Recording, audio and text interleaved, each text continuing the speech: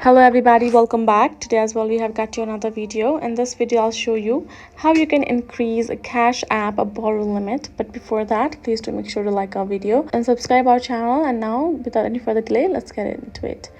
So for that matter, simply go ahead, first open up your Cash App and make sure you're signed in as well. Now go ahead, tap on your profile icon on top right corner. Now you can see once you have done so, you will access the section of limits. You simply have to navigate to the option, and now you can see send. We have a limit receive for send, receive, and cash out itself. And somewhere over here you're gonna access this option of borrow limit as well. So for that, it's not available to all accounts because it all depends on your account's reputation and your activity on Cash App itself.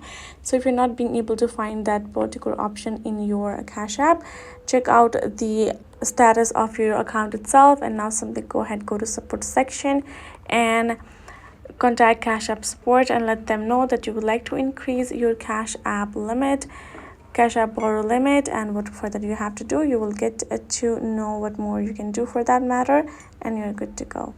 So that is the option for you guys. Hope this video was helpful to y'all. Thank you so much for watching, and I'll see you guys in our next video.